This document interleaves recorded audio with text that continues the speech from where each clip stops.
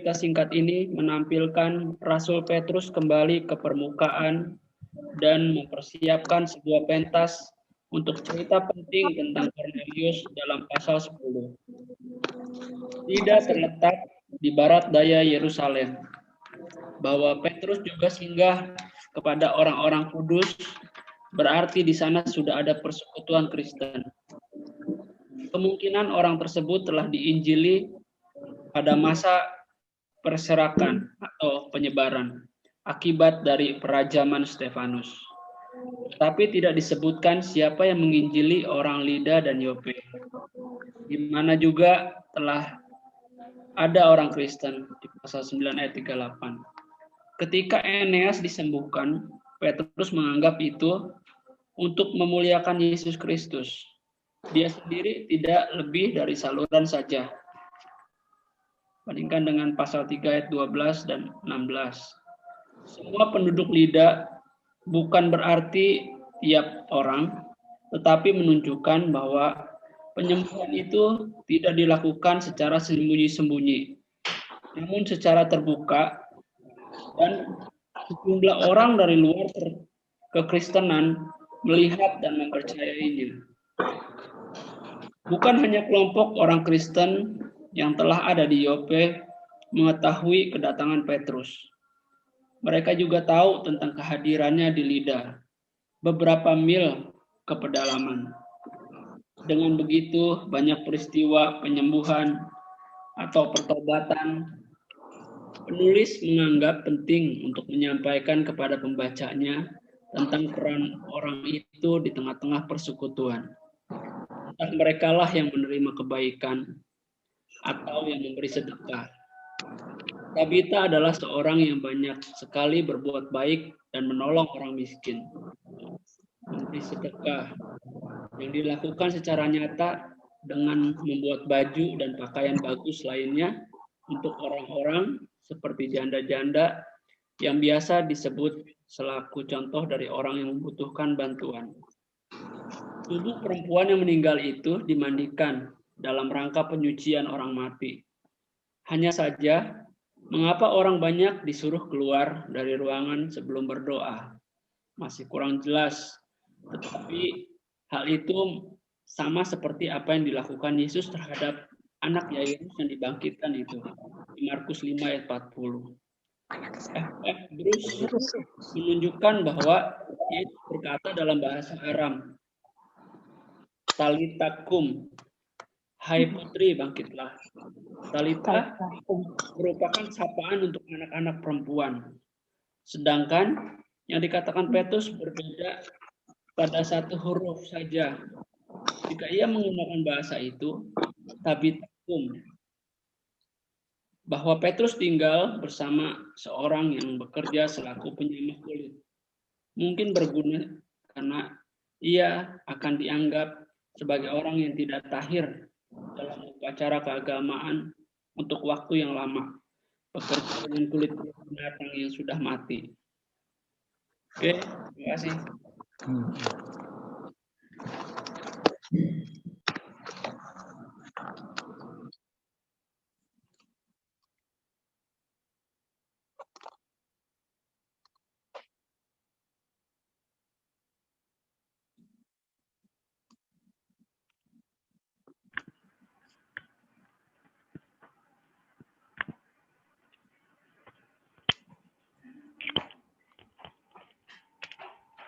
Ya, malam semua.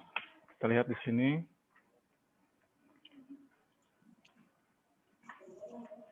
Pertama di Lida ya. Di Eneas.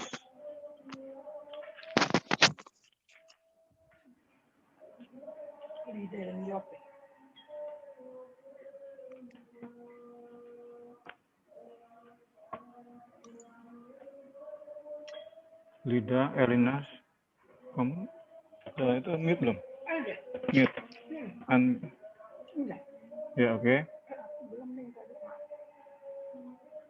Udah ya. Oke. Lida di sini.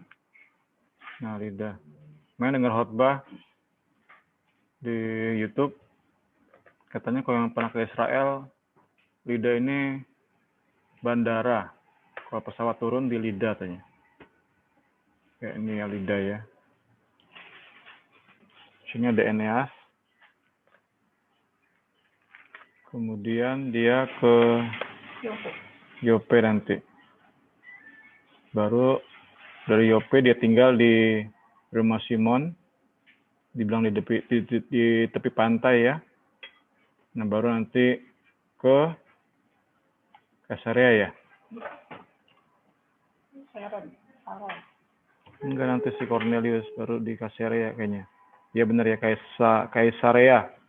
Nanti baru ke sini. Ini Simon beda lagi ini. Iya, ini kan Cornelius di Kaisarea nanti ya. Jadi di Lida. Jadi ini masuk Yudea ya, kan Yerusalem di sini Yerusalem. Lida, Yope, Kaisarea itu semua masuk Yudea. Bahkan kalau bagi orang Yahudi tetap namanya ibu kota tuh Yerusalem, tetapi menurut pemerintahan Romawi, ibu kota Yudea adalah Kaisarea. Ya, ini ibu kotanya nih, Kaisarea nih ya.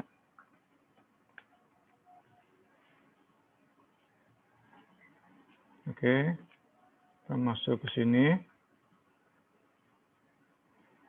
Pelayanan Petrus di Yudea. Kita lihat data isinya dulu.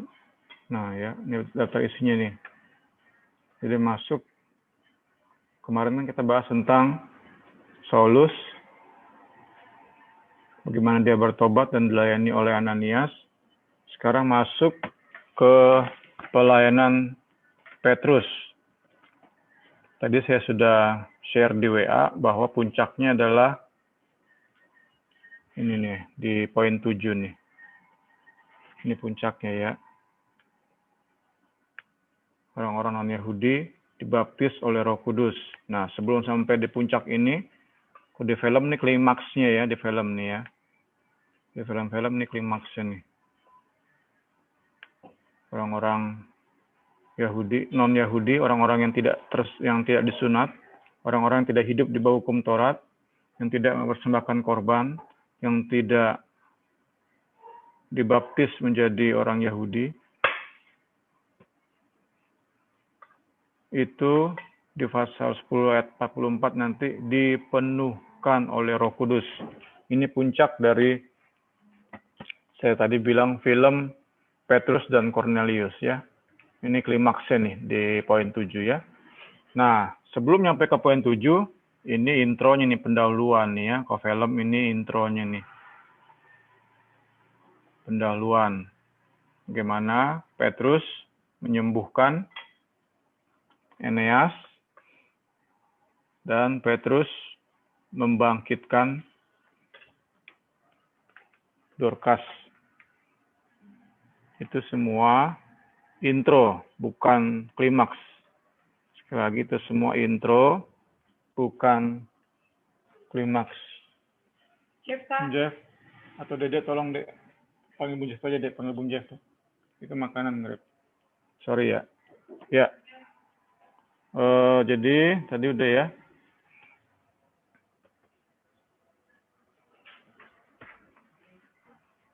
Ini intro nih. Jadi, bahkan kebangkitan orang mati itu sebenarnya intro.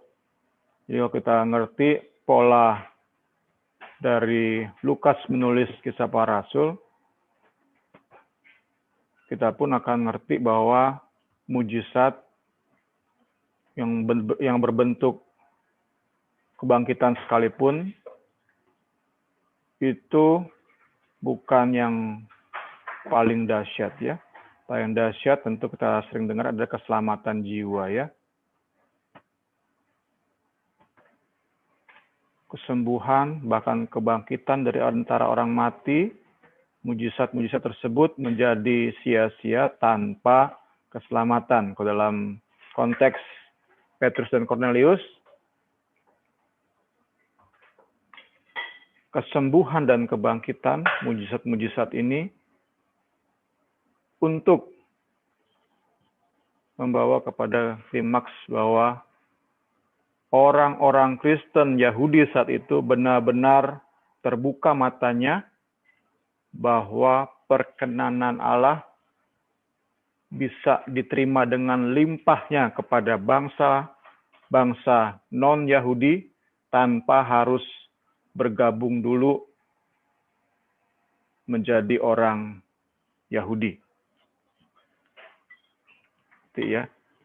Jadi sekali lagi puncaknya adalah bangsa-bangsa non-Yahudi bisa menerima kelimpahan berkat ilahi, kelimpahan perkenanan ilahi, kuasa ilahi, kasih ilahi, hikmat ilahi, kita bisa daftarkan terus ya.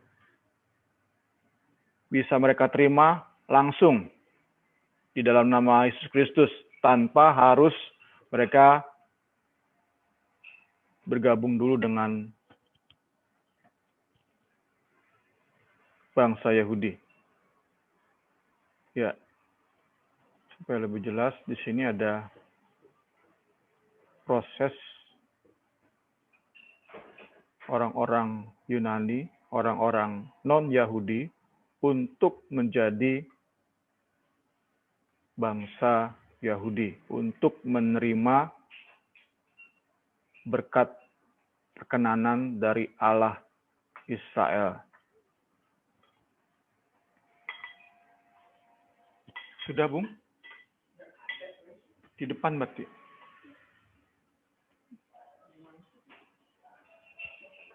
Ya.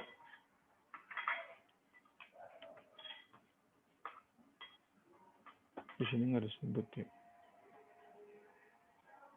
Yang satu lagi ini.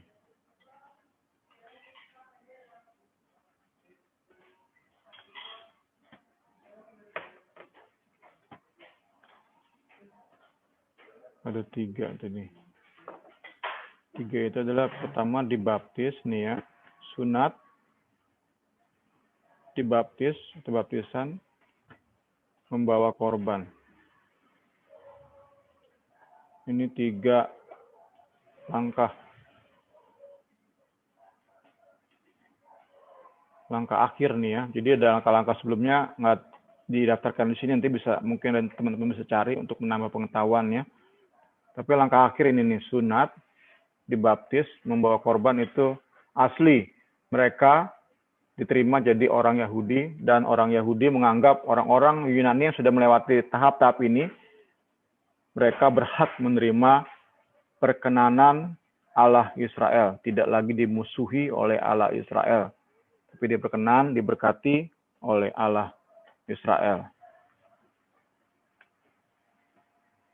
Ya, ini ya. Jadi sekali lagi, kita perlu mendalami Petrus, karena Petrus merupakan tokoh utama dari film ini ya. Dari kisah ini, Petrus merupakan tokoh utama. So, kita bisa mendalami karakter dari Petrus, mendalami perasaannya, gejolaknya bisa dibilangnya. Kemudian bagaimana Allah menyatakan kehendaknya kepada Petrus, bagaimana Allah merubah mindset Petrus. Kita benar-benar bisa mendalami Petrus di sini. Saya percaya kita pun bisa mengalami perubahan-perubahan yang Petrus alami ya. Hal-hal yang mustahil kita ubah secara manusia bisa berubah ya. Bisa dirubah saat kita mendalami Petrus dalam kisah ini. Benar-benar kita bisa dalami, bisa kita pahami. Itu begitu mendarah daging, kita percaya kita mengalami perubahan-perubahan yang luar biasa juga lewat firman dan Roh Kudus. Sebagaimana Petrus dalam kisah ini dirubah benar-benar mindset-nya ya. Dirubah benar-benar mindset-nya.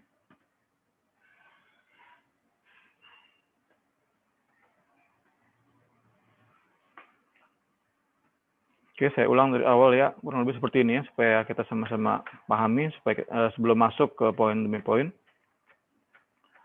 kita sebut aja film ya. Kisah film Petrus dan Cornelius bercerita tentang bagaimana Allah menyatakan kepada para Kristen Yahudi perihal telah runtuhnya tembok yang memisahkan mereka dari bangsa-bangsa lain. Kita bisa bayangkan tembok ini begitu tebal dan berlapis. Begitu banyak perbedaan antara bangsa Yahudi dan non-Yahudi. Tadi kita sudah lihat bangsa lain yang ingin bergabung menjadi proselit, menjadi bangsa Yahudi. Tahap akhirnya tadi 3 ya. Masih ada tahap-tahap awal. Sekali lagi menunjukkan betapa tebal, berlapis tembok yang memisahkan bangsa Yahudi dengan bangsa-bangsa lain. Nggak mungkin mereka bergabung. Nggak mungkin mereka bersatu. Kecuali tadi ya, orang-orang non-Yahudi mau ngikutin caranya Yahudi. Namun, oleh kematian Kristus, tembok ini sebenarnya sudah runtuh.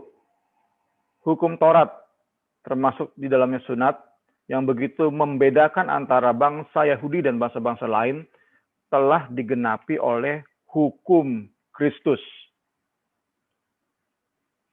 Ini penting ya, kematian Kristus di salib sudah meruntuhkan tembok tadi yang memisahkan bangsa Yahudi dan non-Yahudi. Tadi saya lewat dikit nih di opera tadi. Nah, ini. Nah, di sini ada namanya proselit Salaeh. Saleh apa Salaeh nih? Nggak tahu, Saleh kali ya. Salah ketik apa dia nih. Bisa lihat lagi nanti. Nah, proselit gerbang nih orang-orang ada sunat nih. Boleh dekat-dekat bait Allah. Nih ya. Boleh memuliakan Allah. Tuh, boleh memuliakan Allah. Tetapi tidak diterima ke dalam masyarakat Yahudi. Ini disebut proselit gerbang karena mereka tinggal di luar gerbang bait Allah, yaitu pelataran bagi orang kafir. Hanya boleh menjalankan doa di sana. Nah, ada ya. Lebih jelas kita nih di sini ya.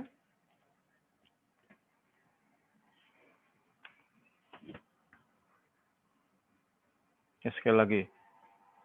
Kematian Kristus meruntuhkan tembok. Sehingga udah nggak ada batasan lagi tuh. Di gerbang sama luar gerbang, dalam gerbang udah nggak ada batasan lagi benernya ya. Namun, orang-orang Kristen Yahudi, mereka dibesarkan dengan, ya tadi ya, tradisi-tradisi, ajaran-ajaran, adat, sehingga sangat mempengaruhi mindset mereka. Bagi mereka, tembok tersebut belum runtuh. Sekali lagi, bagi orang-orang Kristen Yahudi saat itu, tembok yang memisahkan, padahal tadi saya sudah sebutkan, padahal kematian Kristus sudah meruntuhkan tembok tersebut. Tetapi bagi orang-orang Kristen Yahudi saat itu, mereka belum sadar hal itu. Baru di kisah inilah, lewat Petrus, seluruh orang Kristen Yahudi seharusnya disadarkan bahwa tembok itu sudah runtuh.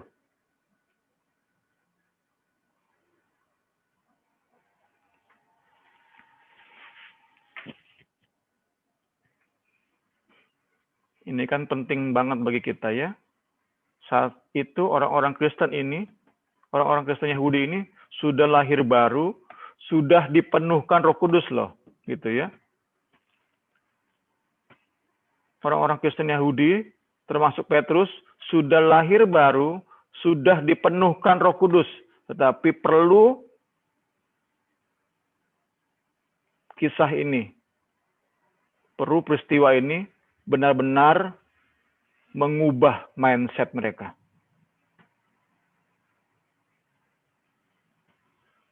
Ini penting bagi kita yang sudah benar-benar lahir baru, bahkan kita yang sudah dipenuhkan Roh Kudus, masih banyak, saya percaya, mindset kita yang perlu dibereskan, perlu diubah. Nah, lewat pengalaman-pengalaman bersama Tuhan, kita percaya mindset kita bisa berubah.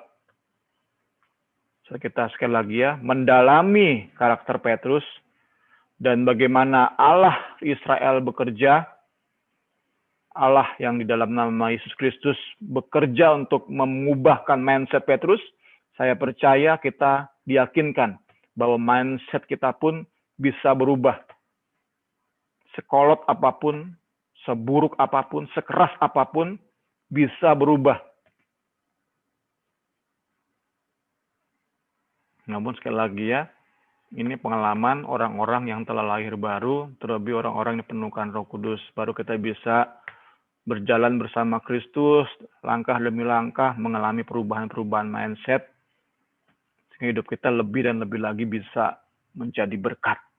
Puji Tuhan ya. Puji Tuhan, puji Tuhan. Saat kita bisa benar-benar memahami, menyelami apa yang dialami oleh Petrus dalam kisah ini, saya percaya kita bisa memperoleh kelimpahan berkat surgawi. Kita bisa menikmati hikmat ilahi, kekuatan ilahi, kasih ilahi yang akan mengubahkan hidup kita, cara pandang kita, mindset kita. Ya, kita masuk ke 2 mujizat sebelum ke kisah utama ya. Ya, ini 2 mujizat. Pertama,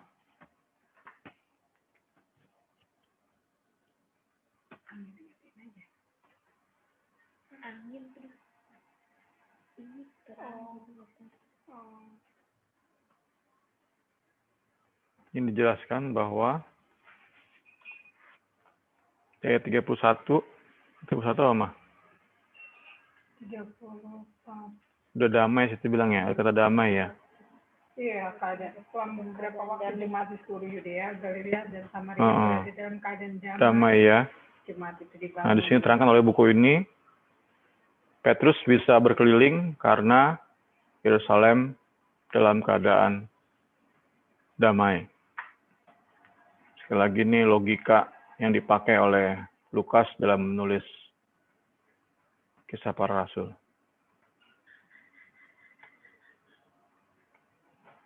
Terus kisahnya kita bisa ini tidak ada yang terlalu ini ya. Nanti tentang kota, tata apa letak kotanya bisa lihat sendiri di Google ya.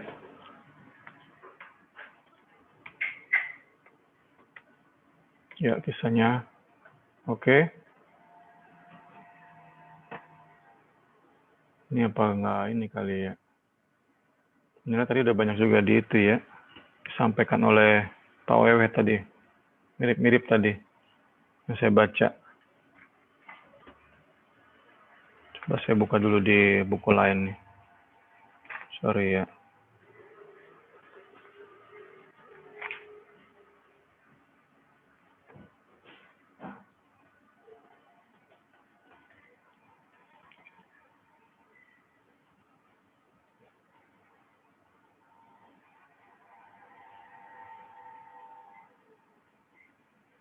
Nggak bisa.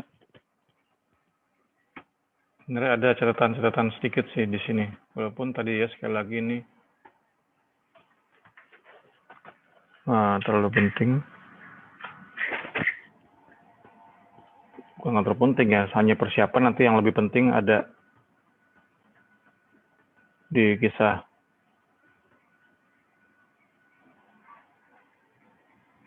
Tadi mulai berapa, Mak? 32. 32. Nah, ini udah ada nih. Berarti nggak ke sini nih berarti ini.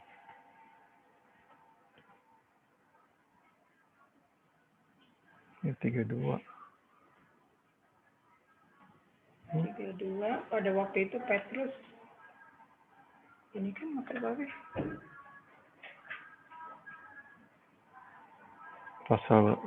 Ini pasalnya belum nih ntar. Sorry ya.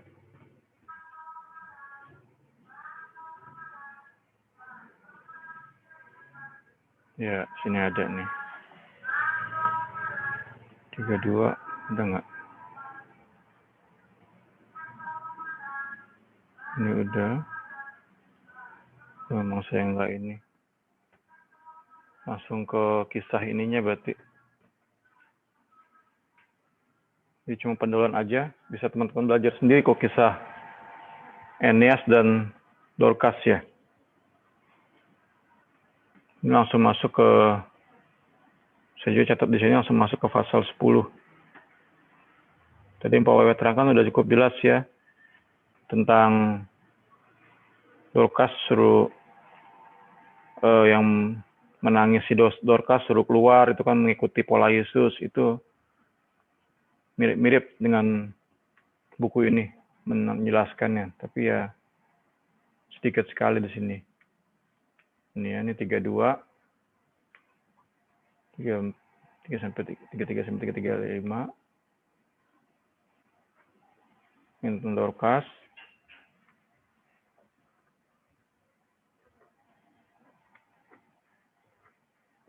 Tentang cara Petrus, pasal 40 ayat 40 tentang Petrus, cara Petrus membangkitkan Dorcas.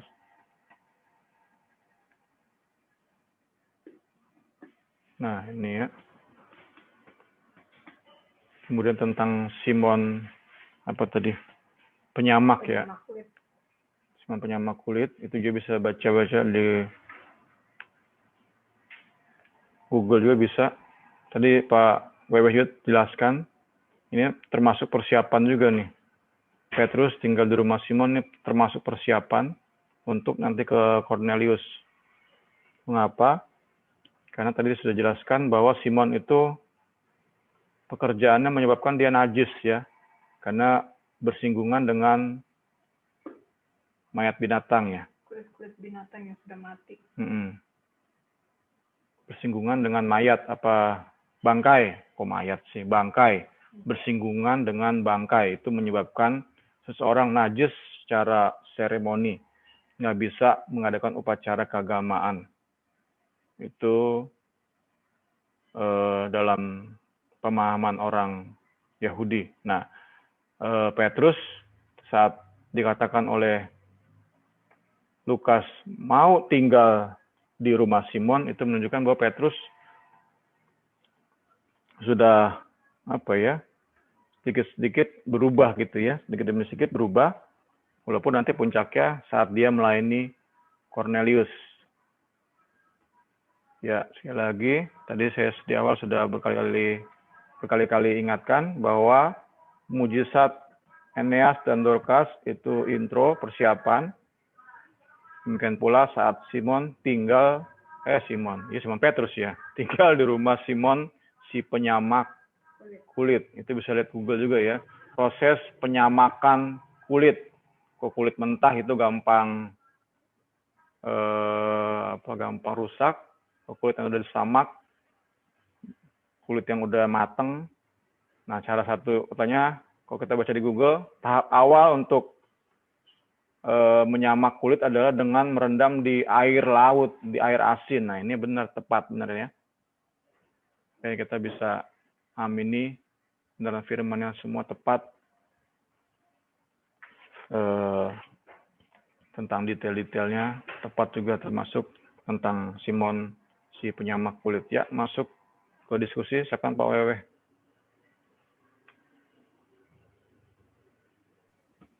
Ya, kasih Bu. Ada yang mau ini tanya atau ada yang mau tambahkan? Silakan.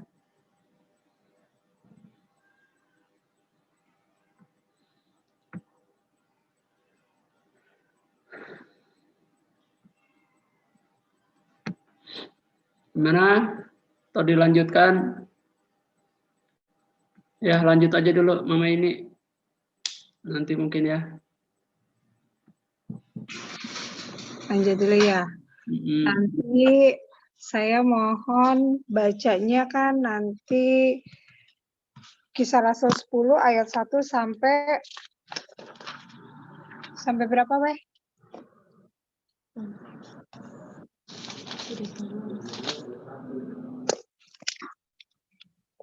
Weh, sampai 20 berapa, Pak? 22 ya? 8 di sini. sampai 10 sampai 11 weh. 8 di sini 8. Sampai 8 aja. Oh. Ya udah. Nanti saya minta tolong Bau ya, Bau Rora baca Kisah Para Rasul 10 ayat 1 sampai 8.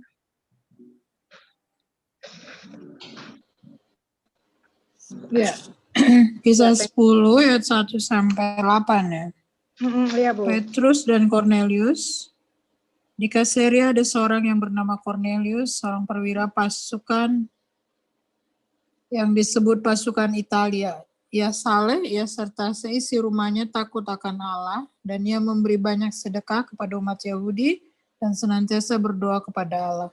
Dalam suatu penglihatan kira-kira jam 3 petang, jelas tampak kepadanya seorang malaikat Allah masuk ke rumahnya dan berkata kepadanya, Cornelius. Ia menatap malaikat itu dan dengan takut ia berkata, ada apa Tuhan? Jawab malaikat itu, semua doamu dan sedekahmu telah naik ke hadirat Allah dan Allah mengingat engkau. Dan sekarang suruhlah beberapa orang ke Yope untuk menjemput seorang yang bernama Simon dan yang disebut Petrus. Ia menumpang di rumah seorang penyamak kulit yang bernama Simon yang tinggal di tepi laut. Setelah malaikat yang berbicara kepadanya itu meninggalkan dia, dipanggilnya 2 orang hambanya beserta seorang prajurit yang saleh dari orang-orang yang selalu bersama-sama dengan dia. Dan sesudah ia menjelaskan segala sesuatu kepada mereka, ia menyuruh mereka ke Yope. Amin. Ya, makasih Bu. Ya. Petrus, Cornelius, dan pertanyaan bangsa-bangsa lain. Cerita ini jelas sangat penting bagi Lukas, sebagaimana cerita pertobatan Paulus. Ini juga diceritakan dengan rinci dan berulang dalam pasal 10 dan 11. Dan juga menunjuk pada pasal 15. Bagian ini menghadirkan titik tolak yang lain dalam hal arah dan tujuan gereja. Meskipun tampaknya bahwa sida-sida Ethiopia itu adalah orang bukan Yahudi pertama yang menjadi Kristen di pasal 8 ayat 25 sampai 40. Adalah pertobatan Cornelius yang menimbulkan perbedaan tentang bangsa-bangsa lain yang bertobat di antara orang Yahudi Kristen yang mungkin tidak mendengar tentang Filipus dan sida-sida itu. Hal ini menyatakan bahwa perkumpulan orang Kristen secara umum dan Petrus secara khusus tidak dipersiapkan untuk menerima secara langsung pertobatan bangsa lain. Dan harus diyakinkan, Lukas bermaksud agar kita melihat penerimaan situasi tersebut oleh jemaat dalam pasal 11 sebagai pembentukan latar belakang untuk keputusan akhir dalam pasal 15. Seluruh cerita dapat dengan mudah dibagi atas beberapa bagian. Pasal 10 ayat 1 sampai 8, Cornelius di Kaisarea. Pasal 9 sampai 23a, Petrus di Yope. 23b sampai 48, pertemuan Petrus dengan Cornelius di Kaisarea. Pasal 11 ayat 1 sampai 8. Hasilnya pemimpin jemaat menangani pertanyaan bangsa-bangsa lain. Bagian pertama dari cerita yang rumit ini dimulai dengan memperkenalkan Cornelius, seorang perwira. Posisi ini mempunyai kuasa terbatas. Ia bertugas dalam pasukan Italia yang sedikit saja kita ketahui. Pasukan atau kompi yang beranggotakan 600 tentara dibagi atas 6 kelompok yang dipimpin seorang perwira. Meskipun ia adalah seorang tentara Romawi, ia beserta seisi rumahnya takut akan Allah. Istilah takut akan Allah muncul beberapa kali digunakan untuk kelompok orang percaya dan juga untuk beberapa pengikut agama Yahudi yang tidak sepenuhnya menganut Yudaisme.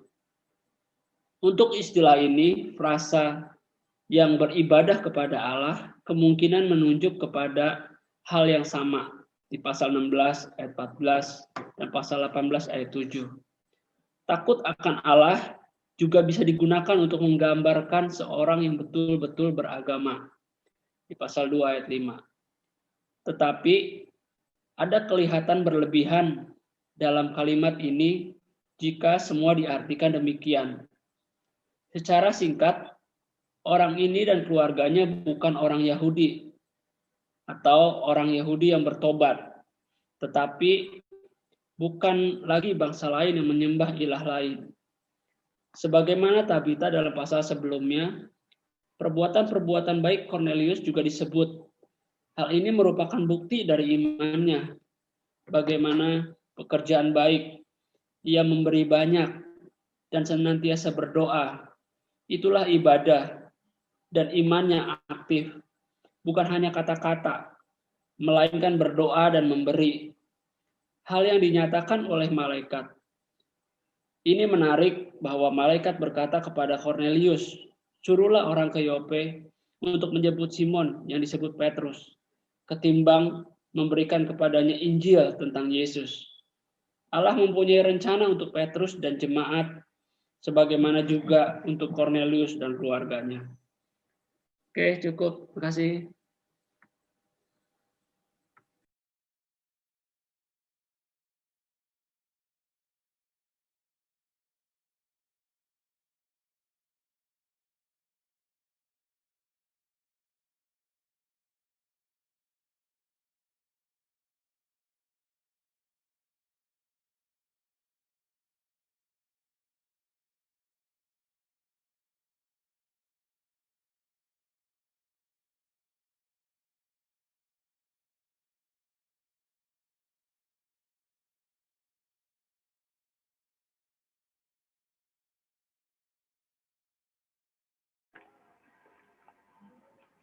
Ya, dunia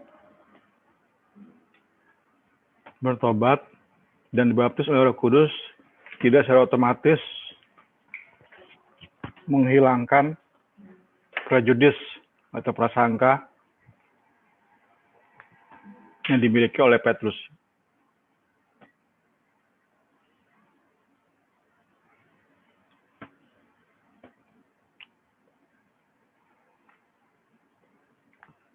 Petrus telah melihat orang-orang Samaria bertobat.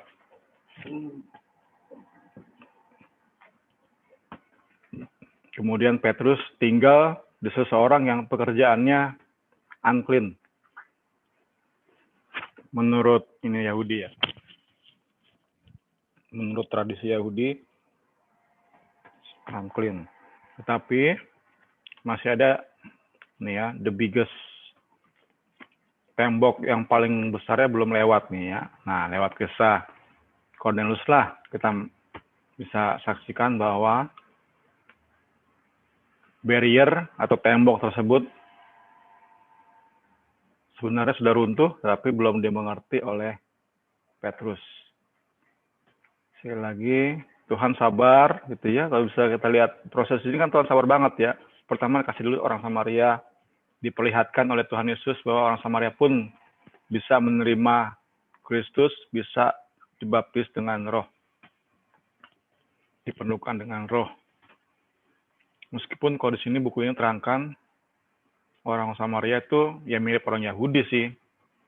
Disunat dan menuruti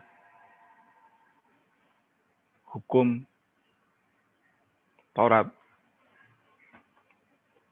Jadi belum benar-benar orang atau bangsa non-Yahudi. Lagi Tuhan sabar dalam mengubahkan mindset Petrus. Nah, ini yang paling besar perubahannya saat Petrus melayani Cornelius. Ini saya bilang temboknya, banyak hukum dan kebiasaan yang memisahkan sebagai tembok nih ya, antara Jews, orang-orang Yahudi, dari orang-orang non-Yahudi. Khususnya,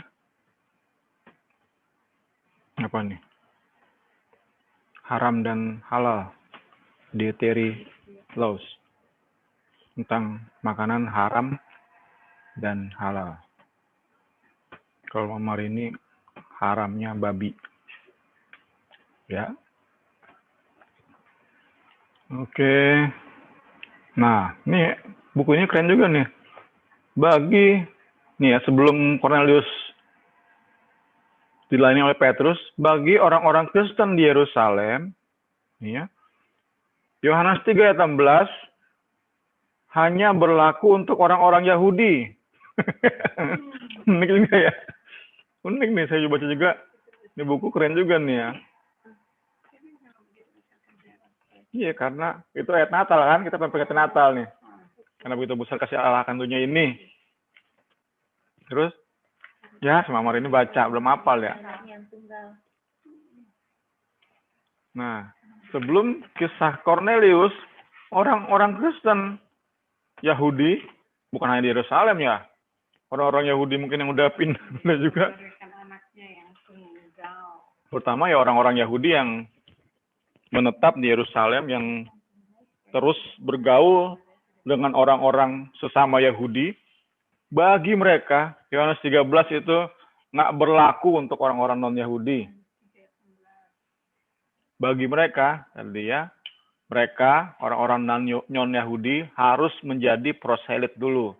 Harus jadi orang Yahudi dulu, baru bisa terima janji di Yohanes 3 ayat 16.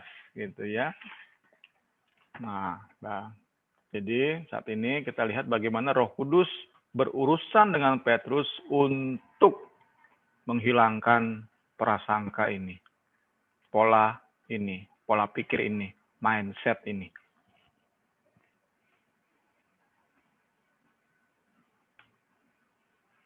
Dan tadi ya, penyembuhan, kebangkitan, pembangkitan Dorcas itu hanya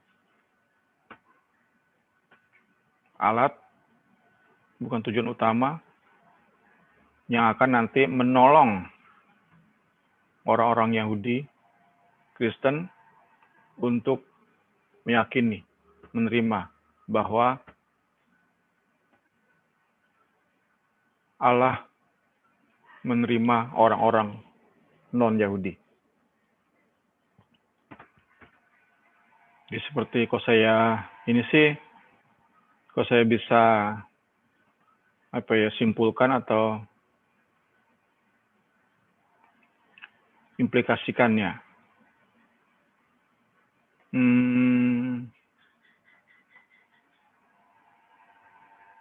Orang-orang yang menyertai Petrus, orang-orang yang ada di sekeliling Petrus, perlu melihat bahwa Petrus ini tetap dipakai luar biasa oleh Tuhan. Gitu ya. Jadi saat Petrus ke Cornelius, dia bukan sedang berbuat dosa, karena dia sedang dipakai tetap luar biasa. Kalau saya dapat seperti itu ya, atau benar apa enggak ya. Pokoknya ini persiapan kesembuhan Aeneas ke bahasa Indonesia ya, Aeneas, dan kebangkitan Dorcas itu mempersiapkan orang-orang Yahudi untuk siap saat Allah ingin merubah mindset mereka. Puji Tuhan, puji Tuhan.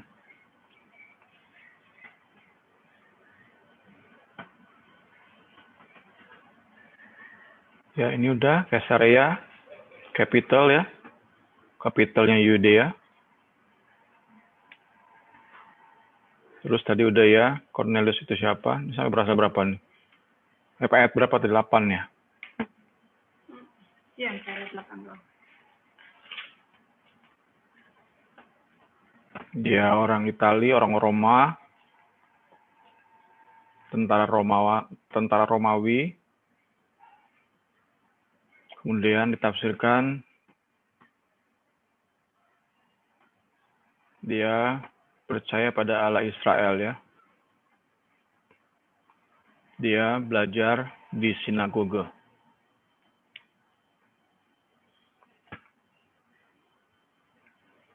Tetapi duduk di belakang ini ya, sitting in the back, dengar pengajaran.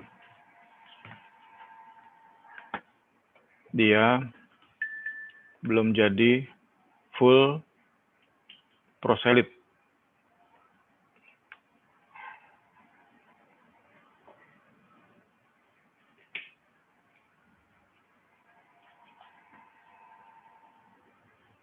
Dia belum disunat dan belum hidup atau menerima hukum tadi ya, haram dan halal.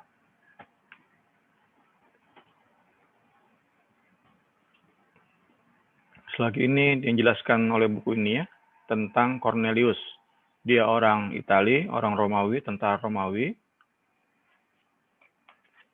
Dia meninggalkan agama lamanya, agama Kekaisaran Roma, percaya pada Allah Israel, tapi belum disunat. Belum hidup menurut hukum makanan.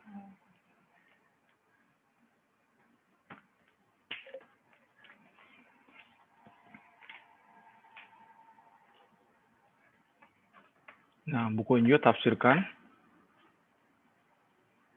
ada kemungkinan saat itu Cornelius sudah percaya pada Yesus. Namun, saat ia ingin dipenuhkan Roh Kudus, pemimpin Kristen Yahudi saat itu berkata, harus jadi Yahudi dulu. Jadi saat Cornelius bilang, Pak Pendeta kali ya, Pak Pendeta, saya terima Yesus, tapi saya ingin dipenuhkan Roh Kudus nih. Saya belum dipenuhkan Roh Kudus, saya pengen dipenuhkan Roh Kudus. Nah, si pendetanya bilang, kamu harus jadi Yahudi dulu. Kamu harus dibaptis dan disunat dulu. Dan dia sedang mempertimbangkannya ya.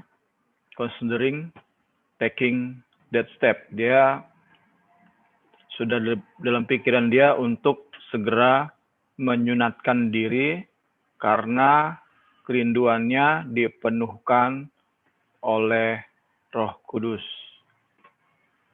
Ini tafsirannya. Tapi cukup masuk saat kita pelajari diskusi antara mereka, antara Cornelius dan Petrus. Nanti kita lihat sama-sama ya. Jam 3 sore itu waktu doanya orang Yahudi, Jewish hour of evening prayer ya, jam 3 sore. Kita sudah bahas di Yohanes kan, jam 6 sore udah masuk ke hari berikut kan. 3 sore itu makanya dibilang evening prayer ya, doa sore atau doa malam. Kemudian ayat 7 bilang ada dua apa tuh? Ayat 7. Ayat 7 iya. Cornelius memanggil atau menyuruh. Malaikat berbicara padanya, dia dipanggil dua orang hamba. Dua orang hamba. Orang prajurit yang saleh dari orang-orang yang selalu bersama-sama. Nah, yang saleh ini seperti dikatakan di ayat 1 tadi ya. Ayat 1 tadi kan devote juga sama nih ya. Sama-sama devote nih. Ini menunjuk pada orang-orang yang percaya Allah Israel, mungkin juga sudah percaya Yesus, sudah percaya Kristus gitu ya, teman-teman ya. Jadi kita bisa yakini bahwa satu orang yang disuruh ditemani oleh dua anak buah, satu orang tersebut adalah berapa itu 7 ya? Orang Kristen gitu ya. Tidak kayak orang yang sudah dengar PL, perjanjian lama ya. Devout soldier itu berarti anak buah kepercayaannya yang sudah juga mendengar perjanjian lama, sudah meninggalkan agama Romawi untuk percaya pada Allah Israel. Ini penting juga tentang ini ya, delegasi. Kita nggak bisa mendelegasikan ke sembarang orang hal-hal yang penting. Bagi Cornelius, hal ini penting banget sehingga dia merasa perlu untuk mendelegasikan tugas ini kepada seseorang yang sungguh amat dia percaya. Ya, masuk ke diskusi, rekan Pak Wewe.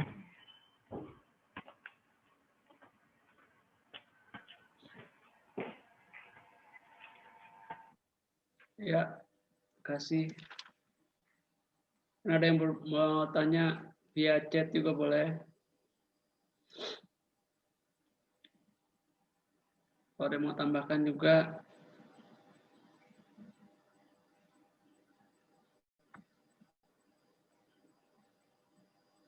Halo. Untuk semua kayaknya. Sekarang weh. Ngopi. Saya sekarang minum aqua weh. Kopinya nggak ada.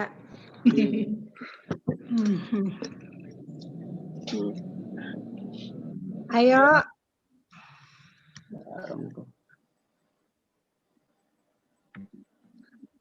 Agnes, ayo Nas. Nggak ada mama ini.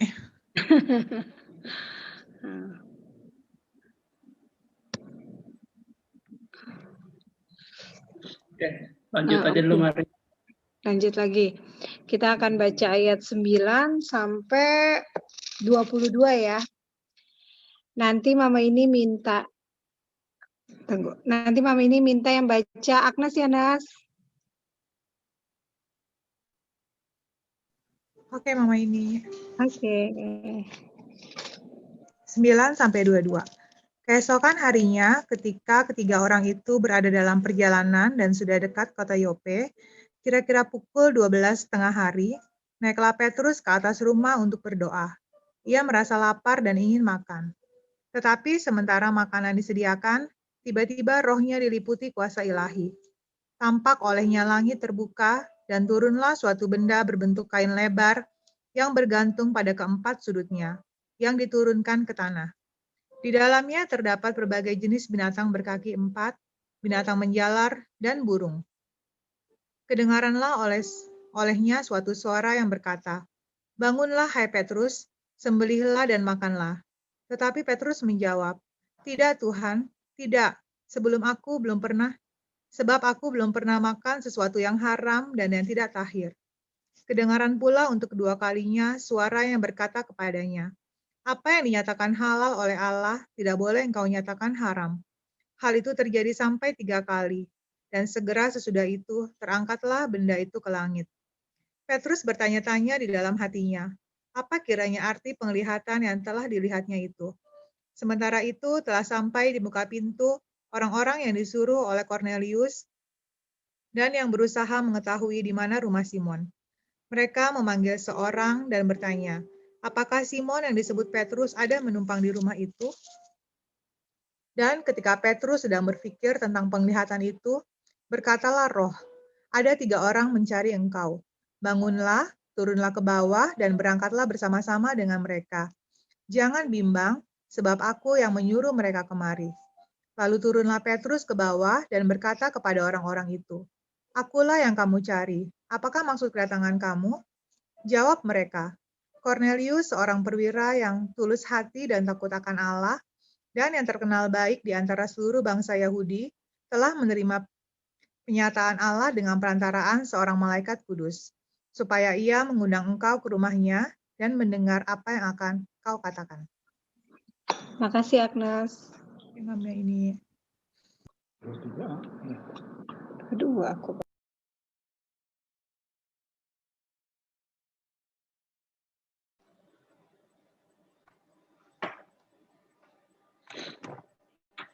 Sementara di Yope, naiklah Petrus ke atas rumah untuk berdoa.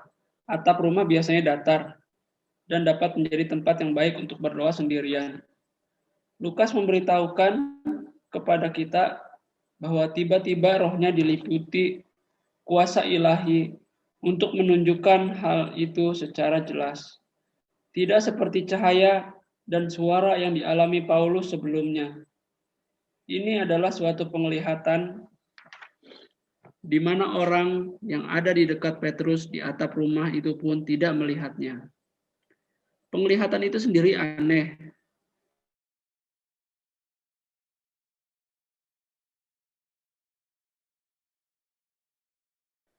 Binatang menjalar dan burung-burung di udara yang mewakili 3 jenis dari semua jajaran binatang. Lihat cerita Nuh, Kejadian 6 ayat 20. Lalu di sana ada binatang yang tidak boleh dimakan orang Yahudi sesuai hukum tentang makanan. Lihat di Imamat 11 dan pasal 20 ayat 25. Kemudian perintah sembelihlah dan makanlah menyebabkan Petrus protes demi kesalehannya. Yehemia 4 ayat 14. Suara itu menjawab, apa yang dinyatakan halal oleh Allah tidak boleh engkau nyatakan haram. Pembalikan itu diulang 2 kali lagi. Petrus tidak asing dengan pengulangan hingga 3 kali. Di Yohanes 13 ayat 38 dan pasal 21 ayat 15 sampai 17. Petrus heran, bertanya-tanya dalam hati tentang arti penglihatan itu. Meskipun Markus 7 ayat 19 berkata bahwa Yesus mengatakan semua makanan halal. Demikian juga umumnya terjemahan lain menempatkan catatan ini dalam tanda kurung. Pengertian dari ucapan Yesus tidak terdapat sebelumnya dalam konteks asli. Dan itu hanya demi kepentingan peninjauan ke belakang bahwa pengikut-pengikut dapat melihat implikasi dalam ucapan Yesus pada saat itu. Jadi protes Petrus dalam cerita ini adalah beberapa tahun kemudian. Sementara Petrus sedang berpikir tentang arti penglihatan itu, orang yang diutus Kornelius tiba. Roh memberikan Petrus instruksi yang jelas. Berangkatlah bersama-sama dengan mereka. Jangan bimbang. Dari hubungan langsung antara Kornelius dengan penglihatan itu, kita dapat melihat bahwa Allah lebih banyak mengajar Petrus daripada memberi pelajaran tentang makanan. Penting sebagaimana adanya. Hubungan bangsa-bangsa lain dengan Yahudi telah dipengaruhi dengan mendalam oleh perubahan, di mana orang Kristen Yahudi dapat mempertimbangkan makanan halal. Hal itu merupakan suatu langkah singkat dari pengakuan bahwa makanan lain adalah halal, untuk menyatakan bahwa bangsa lain sendiri adalah juga bersih. Tuhan tidak menutupi hal ini dalam penglihatan Petrus, sebab ia menginginkan sebuah tanda yang lebih dramatis dan menakjubkan dalam pasal 10 ayat 44 berikut ini. Oke, terima kasih.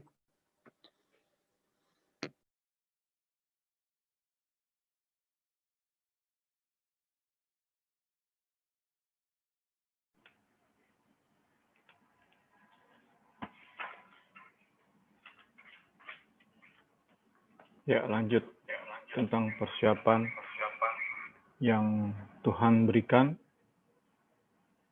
bagi Petrus. Tadi sudah kita singgung kan? Petrus melayani orang-orang Samaria yang dianggap najis oleh orang Yahudi. Kemudian Petrus tinggal di rumah Simon, si penyamak kulit. Dan sekarang kita lanjutkan bagaimana Petrus dipersiapkan oleh Tuhan. Tuhan.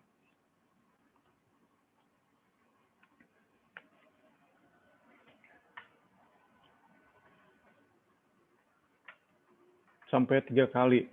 Ini menunjukkan betapa prasangka Petrus begitu kuat.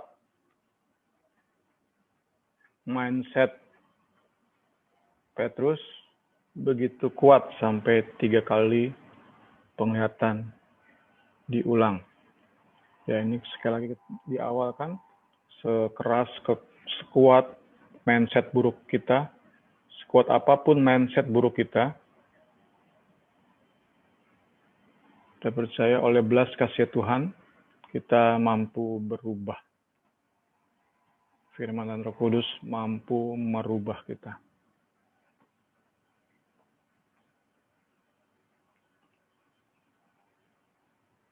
Ya, terus mau langsung atau mau diskusi dulu? Itu cuma segitu doang. Ya.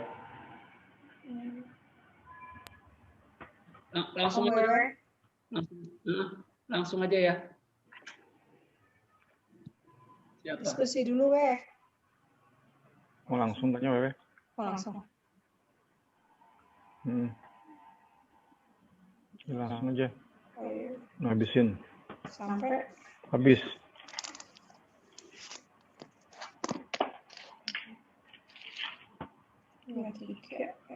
udah 23 sampai 48. Septa atau kamu udah? Septa ya. Nanti Septa baca Kisah 10 ayat 23 sampai 48 ya.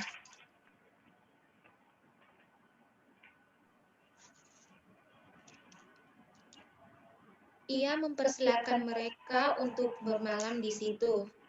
Keesokan harinya, ia bangun dan berangkat bersama-sama dengan mereka, dan beberapa saudara dari Yope menyertai dia. Dan pada hari berikutnya, sampailah mereka di Kaisarea. Kornelius sedang menantikan mereka, dan ia telah memanggil sanak saudaranya dan sahabat-sahabatnya berkumpul. Ketika Petrus masuk, datanglah Kornelius menyambutnya, dan sambil tersungkur di depan kakinya, ia menyembah Petrus. Tetapi Petrus menegakkan dia, katanya, "Bangunlah, aku hanya manusia saja." Dan sambil bercakap-cakap dengan dia, ia masuk dan mendapati banyak orang sedang berkumpul. Ia berkata kepada mereka, "Kamu tahu betapa kerasnya larangan bagi seorang Yahudi untuk bergaul dengan orang-orang yang bukan Yahudi atau masuk ke rumah mereka. Tetapi Allah telah menunjukkan kepadaku bahwa aku tidak boleh menyebut orang najis atau tidak tahir. Itulah sebabnya aku tidak berkeberatan ketika aku dipanggil lalu datang kemari. Sekarang aku ingin tahu, apa sebabnya kamu memanggil aku?" Jawab Kornelius, 4 hari yang lalu, kira-kira pada waktu yang sama seperti sekarang, yaitu jam 3 petang, aku sedang berdoa di rumah. Tiba-tiba, ada seorang berdiri di depanku, pakaiannya berkilau-kilauan, dan ia berkata, "Kornelius, doamu telah didengarkan Allah, dan sedekahmu telah diingatkan di hadapannya. Suruhlah orang ke Yope untuk menjemput Simon yang disebut Petrus. Ia sedang menumpang di rumah Simon, seorang penyamak kulit yang tinggal di tepi laut. Karena itu, segera kusuruh orang kepadamu, dan dengan senang hati engkau telah datang.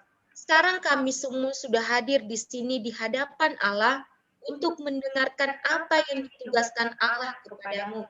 Lalu mulailah Petrus berbicara, katanya, "Sesungguhnya aku telah mengerti bahwa Allah tidak membedakan orang.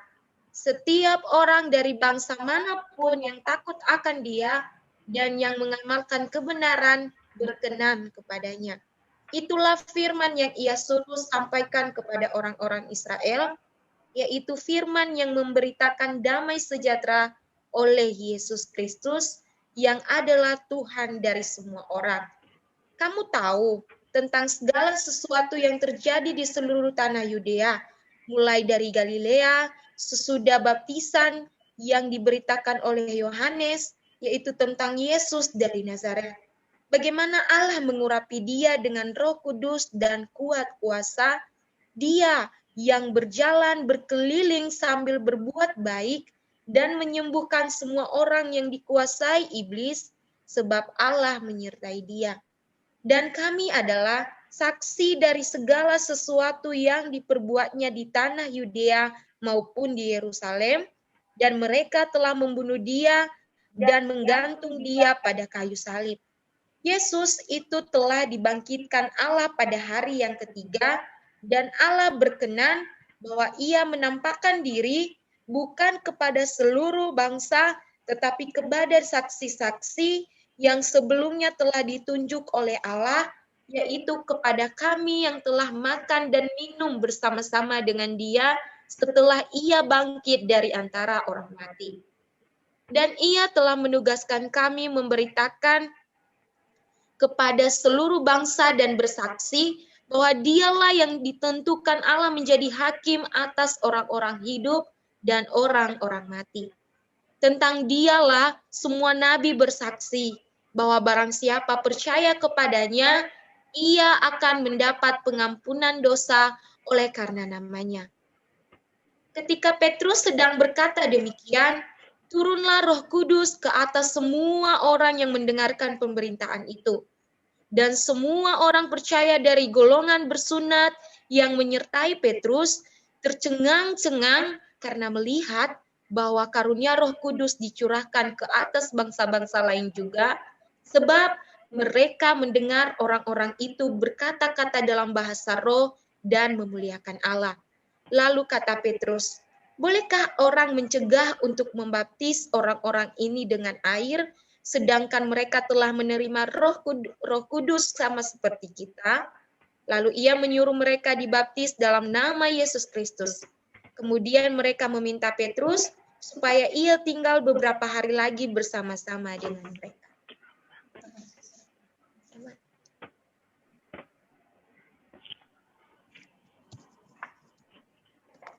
Bahwa Cornelius tersungkur di depan kaki Petrus tidak berarti Cornelius berupaya untuk menyembah Petrus.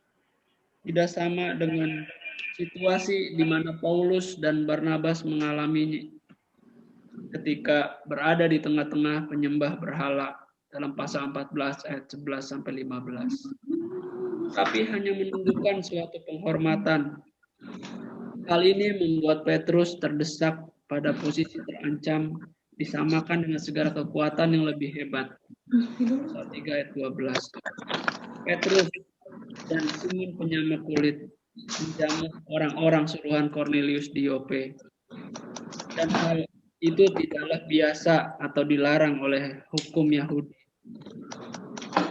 Bagi sebagian Yahudi yang menerima keramah tamahan bertamu dari seorang bangsa lain adalah hal lain lagi. Tetapi sebelumnya Petrus telah menghubungi mereka dan berkata kepada kumpulan orang yang ada di rumah Cornelius bahwa Allah telah menunjukkan kepadaku bahwa aku tidak boleh menyebut seorang pun najis atau haram. Pikiran ini telah dikumandangkan oleh Petrus setelah Cornelius menceritakan ulang cerita tentang kunjungan yang menuntun dia dan menyuruhnya datang kepadanya. Sesungguhnya aku telah mengerti bahwa Allah tidak membedakan orang. Dan lagi sesudah itu dalam pidatonya, Yesus Kristus yang adalah Tuhan dari semua orang. Ia merupakan hal yang baru. Ini merupakan hal yang baru bagi Petrus dan bagi Kristen Yahudi lainnya, dapat diukur dari panjangnya kemana Allah pergi untuk menyampaikan hal ini, dan keseriusan dari diskusi yang terjadi dalam pasal 11. Yesus telah mengatakan kepada pengikut-pengikutnya agar mereka menjadikan murid semua bangsa di Matius 28 ayat 19. Tetapi mereka harus sudah memikirkan bahwa hal itu termasuk pertama-tama menjadikan mereka Yahudi. Jika Petrus berkata, itulah firman yang disampaikan kepada orang-orang Israel ketika memberitakan damai sejahtera melalui Yesus Kristus. Itu memerlukan pengetahuan yang rinci atau hal mengetahui. Kamu tahu dalam pasal 10 ayat 37, hendaklah dibaca demikian.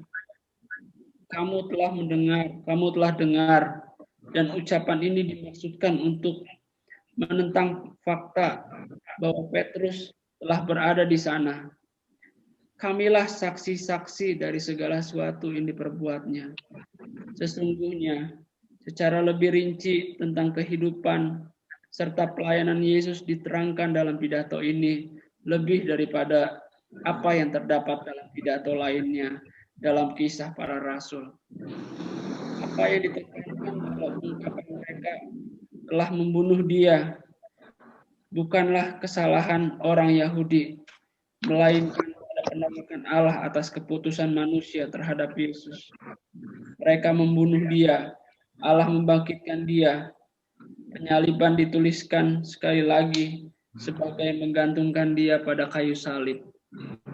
Bahwa Yesus makan dan minum setelah ia bangkit dari kematian dapat dilihat sebagai bukti bahwa ia sungguh-sungguh bangkit dan bukan hanya roh.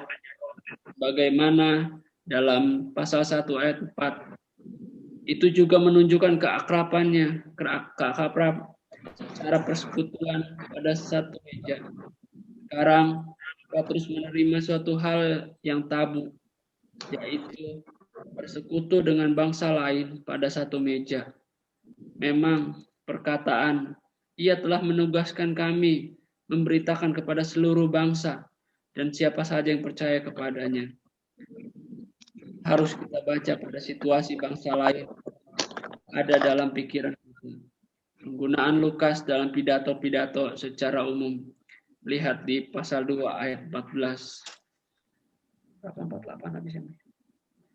Petrus belum selesai berbicara ketika jawaban bangsa lain diteguhkan dengan pencurahan Roh Kudus yang dinyatakan dengan berkata-kata dalam bahasa lidah dan memuliakan Allah. Kejadian ini diterima dengan hadirnya orang percaya dari golongan bersunat. Sebagaimana kemudian mereka yang di Yerusalem sebagai tanda bahwa orang itu hendaknya diterima ke dalam tubuh Kristus. Dan ternyata semacam bukti kuat dibutuhkan karena orang-orang percaya yang hadir tercengang-cengang bahwa Roh Kudus dapat hadir ke atas bangsa-bangsa lain juga. Seperti halnya dengan cerita tentang sida-sida. Di sana ada pertanyaan aneh yang negatif mengenai baptisan mereka. Bolehkah orang mencegah untuk membaptis orang ini dengan air?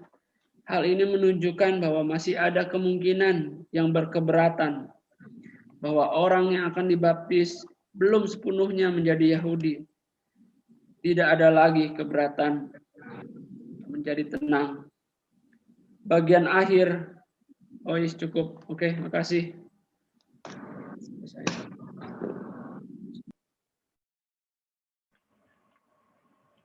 Petrus merasa perlu mengajak 6 orang menurut catatan Kisah Rasul 11 ayat 12. Diajak itu 6 orang ya, dari Yope. Jadi bertuju sama Petrus. Ini berkaitan dengan saksi yang bisa dipercaya. Saksi yang dapat diandalkan, saksi yang sahih, yang sah. Petrus merasa perlu mendouble. Kalau menurut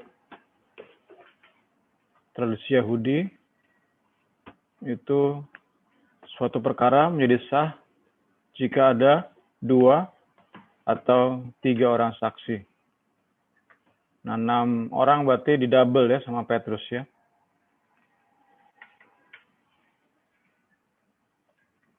Kemudian di rumah Cornelius sudah memanggil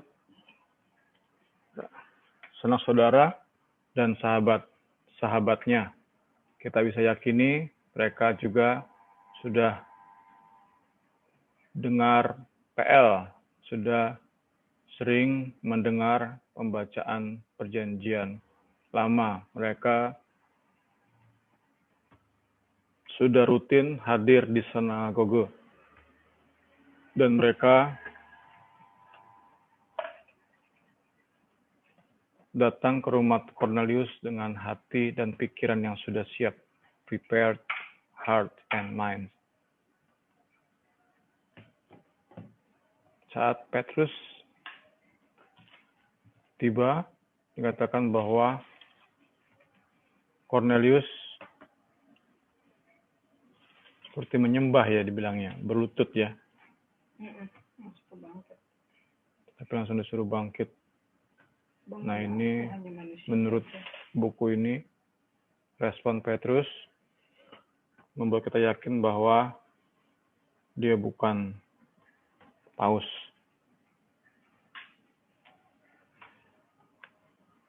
Dia tidak ingin disembah.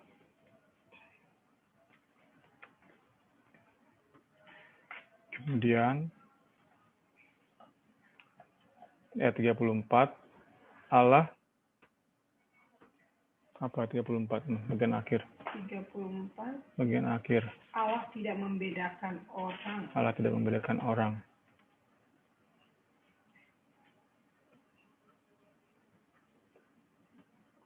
Sebenarnya ide ini atau pemahaman ini bahwa Allah tidak membedakan orang itu bukan hal yang aneh. Bukan hal yang baru. Kita bisa baca daftar ayat ini. Kita buka ayat 1 di Roma 2 ayat 11.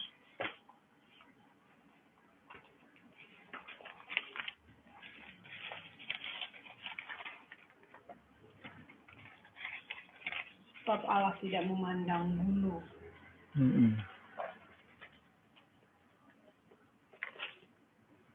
Itu ya. Ayat 9 kita bisa lihat bahwa penderitaan menimpa orang yang berbuat jahat, baik itu orang Yahudi maupun orang Yunani. Ayat 10, kemuliaan, kehormatan, damai sejahtera diperoleh mereka yang berbuat baik, baik itu orang Yahudi maupun orang Yunani. Baru ayat 11, sebab Allah tidak memandang bulu, kok di Indonesia ya.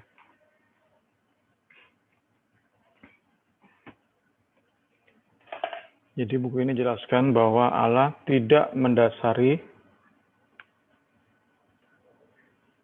perkenanannya terhadap manusia berdasarkan eksternal, hal-hal lahiriah, kebangsaan, kesukuan, warna kulit, dan lain sebagainya. Tapi meskipun orang non-Yahudi, orang Yunani, kalau mereka memenuhi syarat-syarat atau kualifikasi dari penyembahan iman dan kesetiaan, mereka acceptable ya, diperkenan oleh Tuhan sebagaimana orang-orang Yahudi.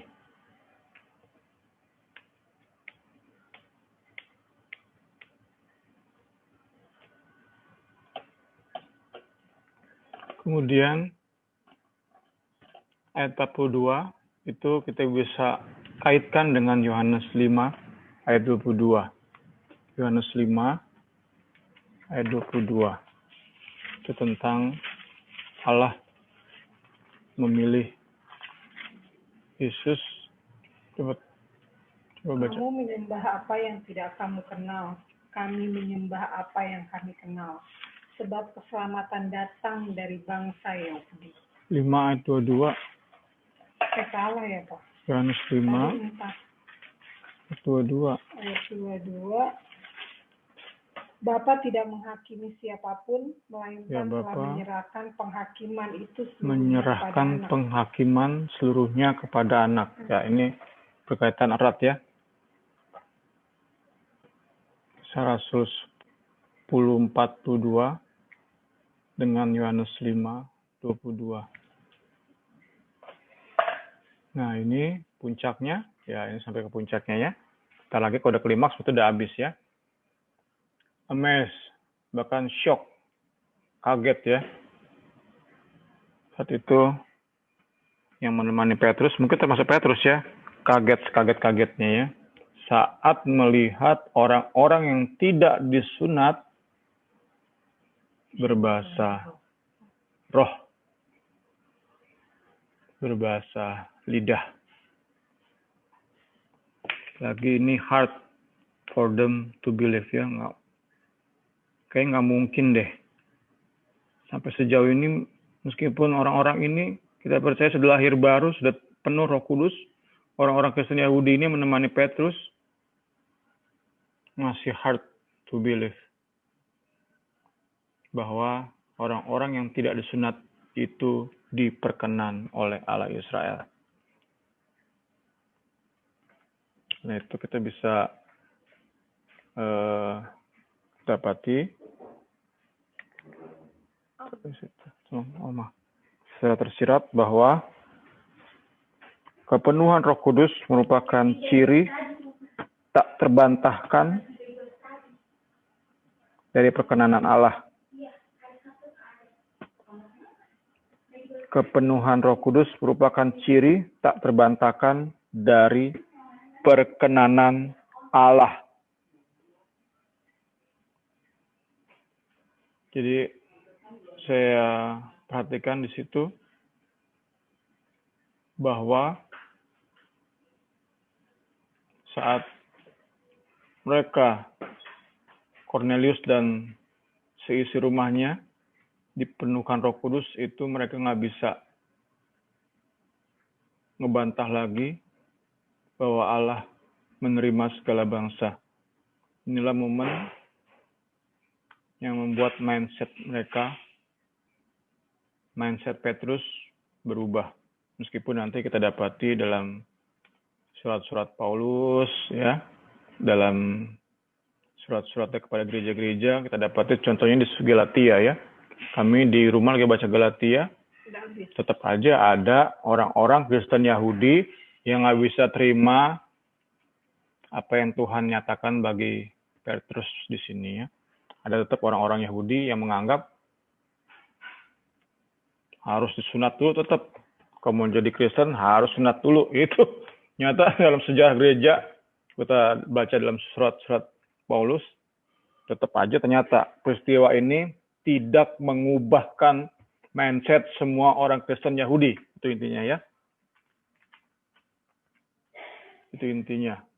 Jadi tetap aja ada orang-orang, nggak tahu mereka udah lahir baru apa belum ya.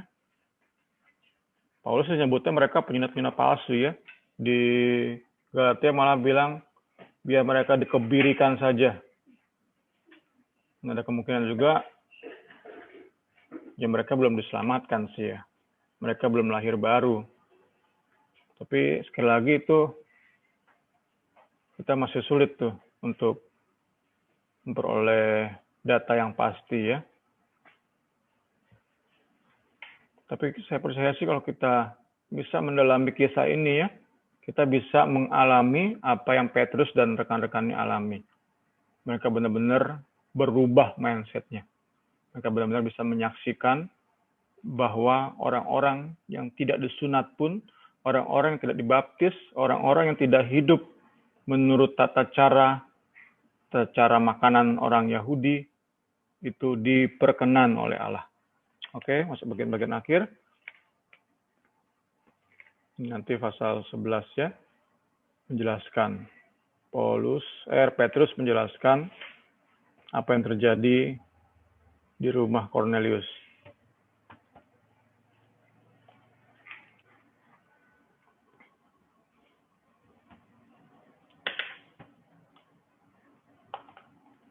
Ini apa yang saya jelaskan itu tadi barusannya dirangkum oleh Kisah Para Rasul 15 ayat 8. Kita lihat ya. Kisah Para Rasul 15 ayat 8 saya bacakan. Dan Allah yang mengenal hati manusia telah menyatakan kehendaknya untuk menerima mereka Mereka ini tentu tadi ya diwakili oleh Cornelius dan orang-orang serumahnya. Sebab ia mengaruniakan Roh Kudus juga kepada mereka, sama seperti kita. Jadi kita dapat yakini bahwa Allah melihat hati dari Cornelius dan orang-orang yang di rumahnya, sehingga Allah memberikan Roh Kudus bagi mereka.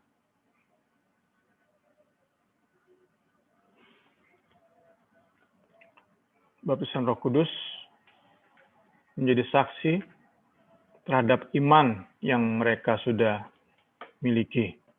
Ya, faith they already had. Oke, bagian-bagian ini kiranya menyadarkan kita tentang pentingnya juga, khususnya dalam buku ini.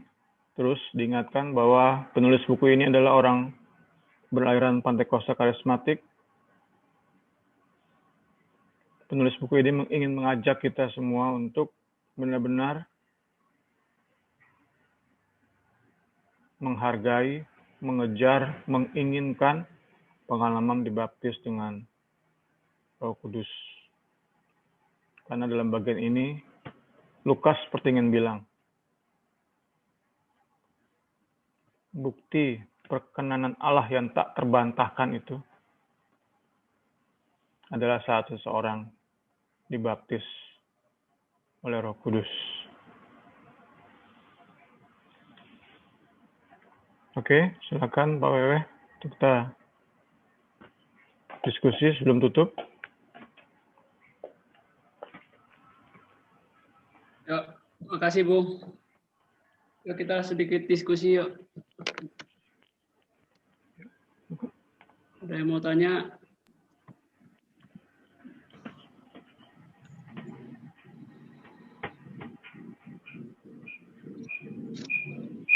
Oke, dimulai saya deh.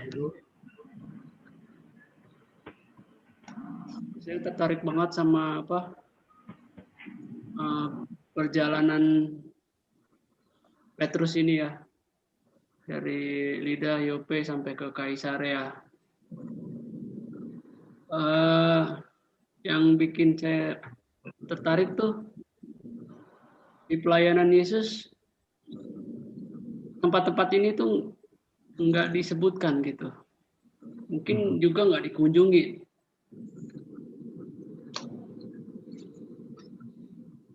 Dia ada di tengah-tengah. Yesus sering berjalan via Samaria mungkin gitu ya. Berapa kali di Samaria situ ya. Di Galilea juga sering. Ya, tertarik aja gitu. Jadi itu ada di pinggir ya, dekat. Padahal kan Kaisarea kan pusat, kalau dibilang itu kota pelabuhan lah ya, karena semua akomodasi dari Roma ya via Kaisarea gitu. Bahkan saya pernah dengar khotbah juga, Efesus tuh Kaisarea tuh dibangun luar biasa banget sama Raja Herodes gitu. Karena ya itulah dia mencari nama di Roma. Jadi kota yang besar gitu, kota yang sentral banget lah kalau kata Bu Semi tadi, sentral. Tapi kok Tuhan Yesus nggak mampir ke sini gitu. Itu yang sebenarnya sudah terjawab barusan. Dan saya ingat lagi dan lihat gitu di Matius 15 tentang perempuan Kanaan yang percaya gitu kan, bahwa memang Kristus datang ke dalam dunia ya terutama untuk orang Yahudi. Bukan Kanaan. Kanaan di mana? Enggak ada sini, Pe. Perempuan Kanaan ya yang tadi di 15 itu. Ya karena orang Kanaan itu ya penduduk asli orang tanah perjanjian orang Kanaan aslinya. Gitu.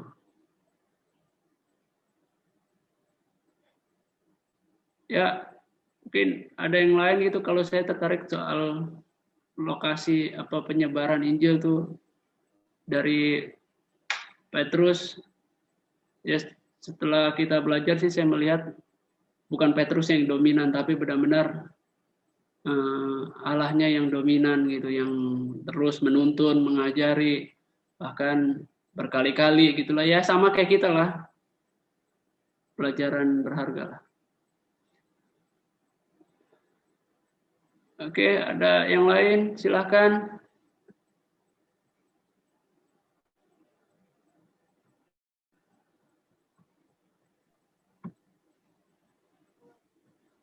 Suci itu nanya tadi suci sunat hati ya. kayak apa?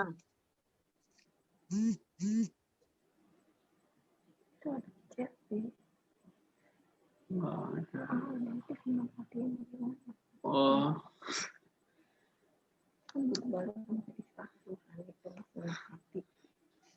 Sunat hati, hatinya disunat.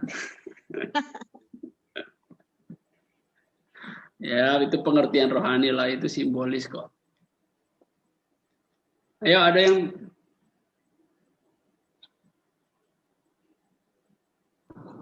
Niar mungkin ada tambahan. Belum, Karini.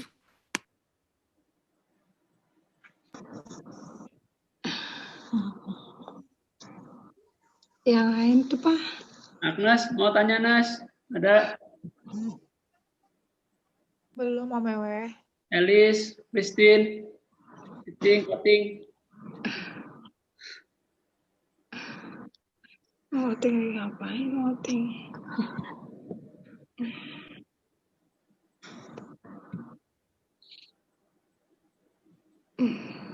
Ya, kalau sudah pada paham dan ngerti semua ya, udah gak ada pertanyaan lagi ya gitu. Cukup jelas lah, clear lah ya. Untuk malam ini gitu kan, memang banyak hal lah ya yang kita dapat, yang pasti memberkati kita. Oke. Ya, Karini silahkan deh. Oh ya. Makasih untuk semuanya. Nanti yang tutup dalam doa, Kak Suci ya Kak. Oke, Marin. Mari kita bersatu dalam doa. Bapa dalam surga, terima kasih Tuhan untuk malam hari ini. Kalau kami masih boleh punya kesempatan belajar bersama, mengerti akan firman Tuhan yang akan menguatkan iman kami, percaya kami kepadamu Tuhan Yesus, dan kami sungguh sangat diberkati Tuhan. Terima kasih Tuhan, Engkau memberkati Bung Semi yang sudah mengajari kami tentang berbagai macam penjelasan tentang firman Tuhan yang ada di Alkitab Tuhan. Ini menjadi menambah wawasan kami yang akan membawa kami semakin dekat dengan Engkau ya Tuhan. Terima kasih Tuhan Yesus buat semua yang sudah hadir dalam Zoom pada saat malam hari ini. Kiranya hidup kami ini boleh menjadi semakin berkenan di hadapan Tuhan, dan kami masih diberi kesempatan Tuhan Yesus untuk memperbaiki segala kehidupan kami, pikiran kami Tuhan, sehingga kami lebih layak di hadapan-Mu. Terima kasih Tuhan Yesus, pertemukan kami kembali di pertemuan-pertemuan yang akan datang, sehingga kami dapat menikmati berkat-berkat-Mu. Dalam nama Tuhan Yesus, kami sudah berdoa mengucap syukur. Haleluya. Amin. Suci.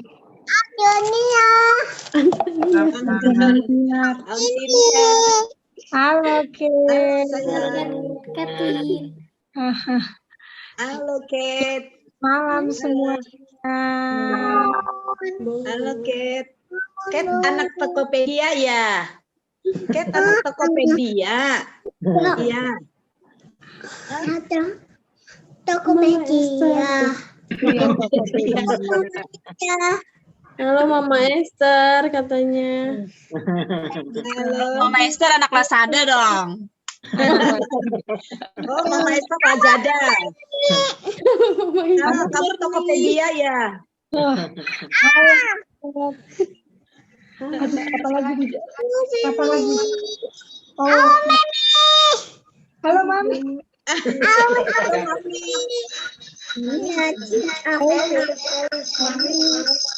Om Wewe nggak dipanggil Om Wewe, Ket. Iya.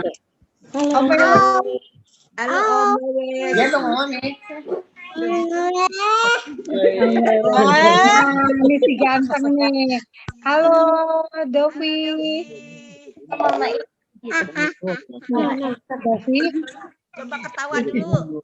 Senyum deh, senyum. Monyong dulu, monyong mulutnya. Dek, gini, Dek. Halo.